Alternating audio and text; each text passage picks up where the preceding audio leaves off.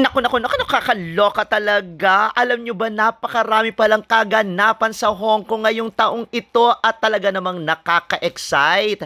At para magpasample sa kung ano man ang ating ma-experience ngayon sa Hong Kong na talaga namang bonggang-bongga, mapapanood yan sa iHeart PH sa kanilang Season 10. At yan ay produce ng TV8 Media at hosted ng napakahusay na si Valerie Tan. Alam nyo ba na ang iHeartPH ay nanalo sa 38 Star Awards for TV Best Lifestyle and Travel Show.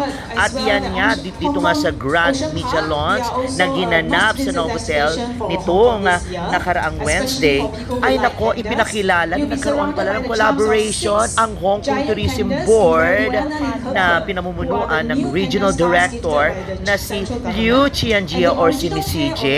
Nakipag-collaborate sila sa TV8 Media at dyan sa iHeartPH para talagang i-showcase ang kung ano man ang ating maasahang mapupuntahan na pagkarami-raming exciting na ganap dyan sa Hong Kong ngayon. At meron pang ang panda. O, diba, Bonggah, meron panda. At bukod dyan, meron pang mga bonggang mapasabog as in exciting na mga sightseeing sa Hong Kong Disneyland sa lang 20th anniversary. At syempre, napakarami dyan talaga ng puno-puno ng party at napakasarap ng mga pagkain dyan. At syempre pa, naku, meron pa dyan ang isang nakakabaliw ay ang pag-akyat sa isang tore na punong-puno ng van. Ibig sabihin naman kinakain natin mga siopaw, ay naku talaga naman libo-libong van ang nilagay dyan na kapag kainakyat nyo ay talaga namang inyo na ang mga van dyan at merong exciting prizes. Ayun, okay. Ayan na, pakinggan na natin si Miss Liu Qianjia or si Miss CJ sa kanyang paghimay sa kung ano man ang ating makikita pagpunta natin or pag-travel natin at paglagalag natin, pagrampa natin sa Hong Kong. Generic pastime activity for Hong Kong locals. But to a tourist, it's actually a very exciting activity because of the strong emphasis on entertainment as well as the social enjoyment. So every Wednesday during the racing season, the Happy Valley Race Course will transform into a big, vibrant carnival featuring theme parties, live performances, food trucks, games with prizes and all. So please be there and to watch the top-notch horse races as well as all the programmings for you to enjoy and party the night away with your friends. Right, this was actually featured and Valerie actually managed to climb the tower. So this is the Chongzhou Bun Festival, which is annually held in early May in the island of Chongzhou. This is the highlight whereby there's a bun scrambling competition where climbers will race up the 14-meter tall bamboo tower covered with buns. And in the process, grab as many buns as possible and the winner will be the one with the most buns. And this tradition actually started in 18th century. And today, this festival draws more than tens of thousands of locals and tourists because it showcases a blend of religious rituals and community fun. So just to share a fun fact as well, there are about 60,000 buns that are made for the festival each year.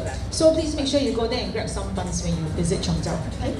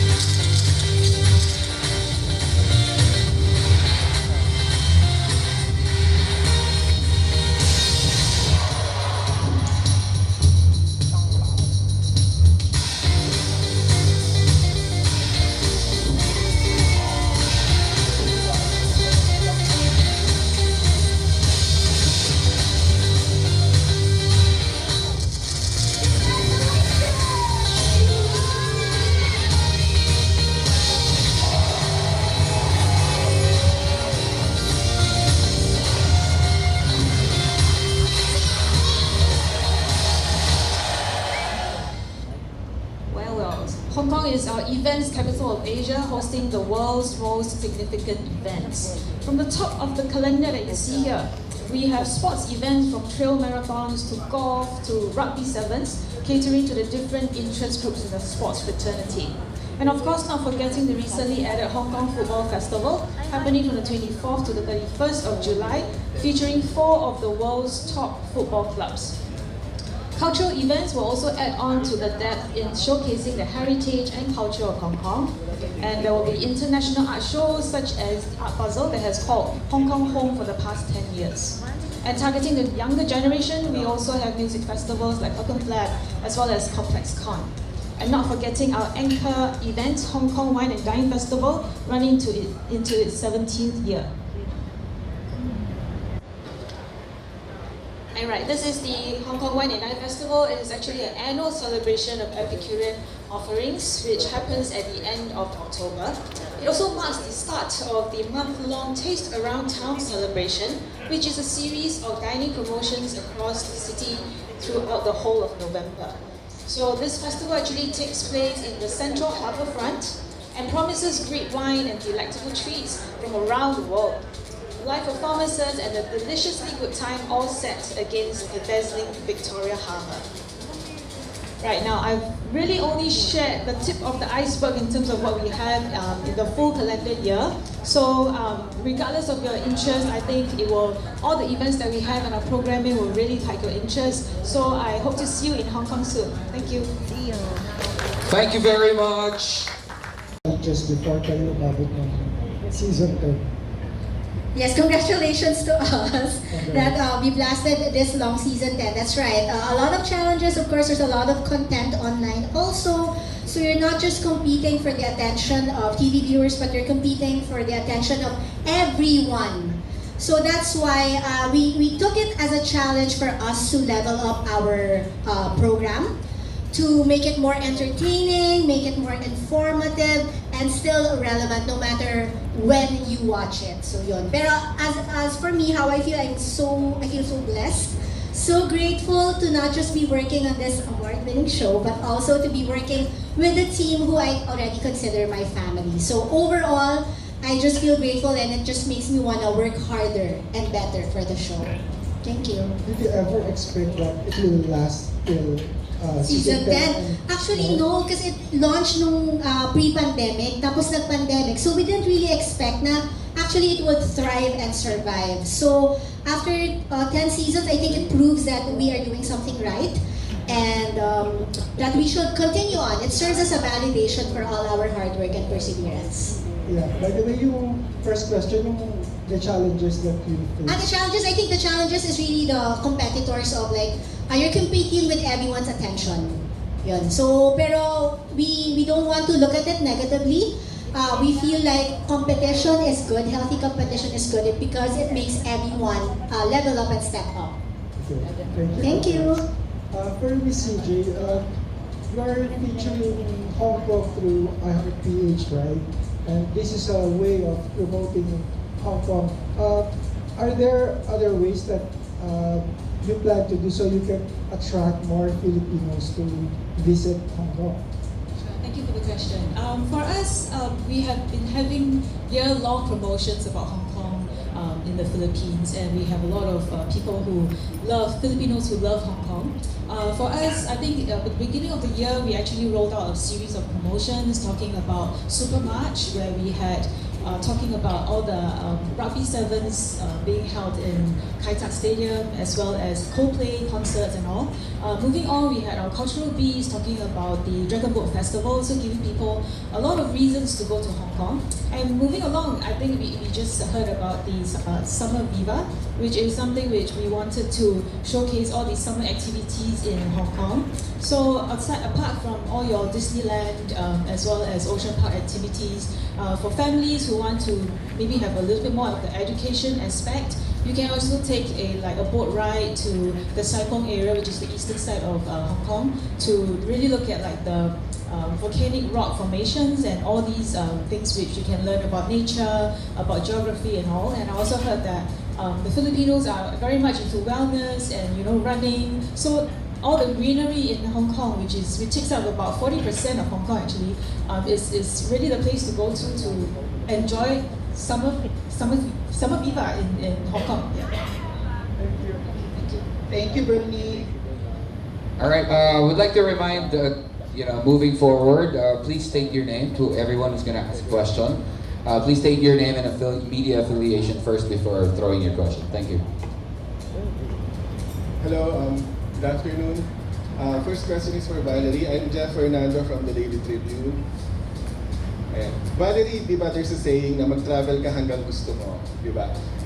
As a travel show host, award-winning yung show mo, ano yung pinakamasaya at saka ano yung pinakamahirap pag nagta-travel?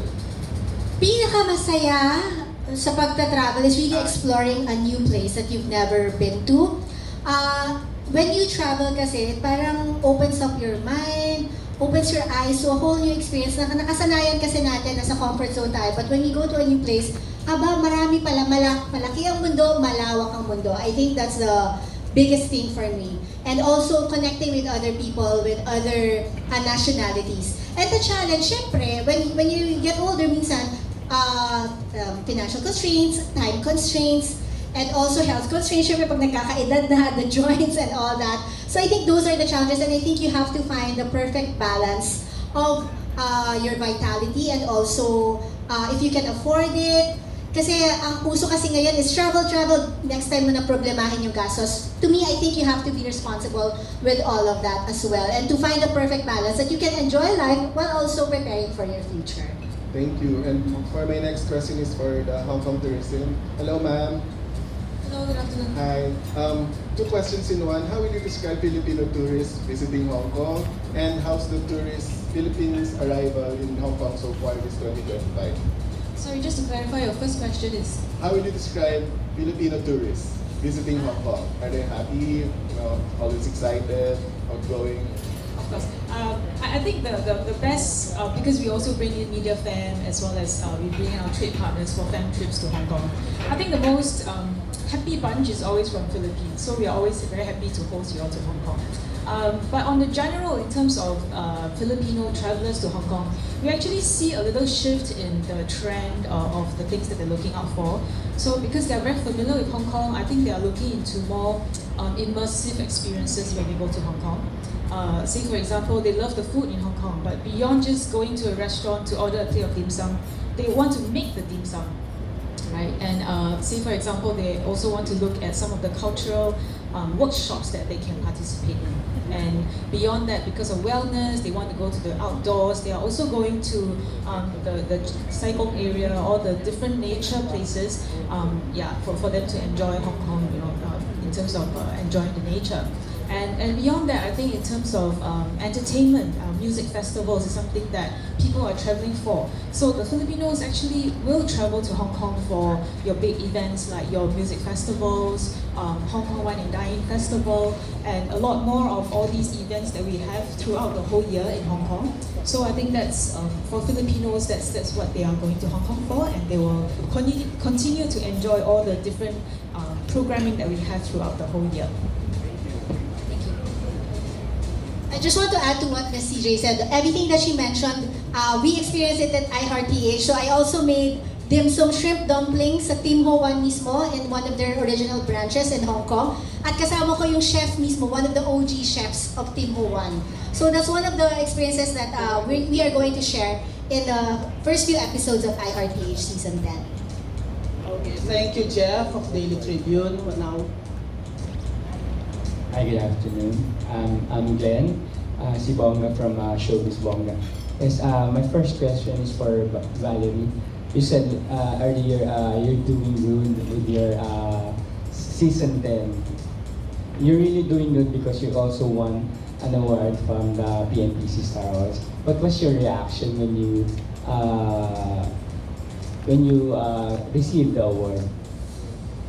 Grabe siya, yung alam mo yung parang kinalabutan ka, ganun yung feeling. Goosebumps, yung pinangarap mo siya ng matagal, pero nung nangyari na, iba pa rin yung feeling. Para kang, ang sarap-sarap ng feeling, parang nasa cloud 9. And talagang lalo kami na-inspire na, oy, pagbubutihin natin, next year kailangan lalaban ulit tayo. Ganun yung pakiramdam namin. We're not resting on our laurels. In fact, we're actually leveling up and making our work even better.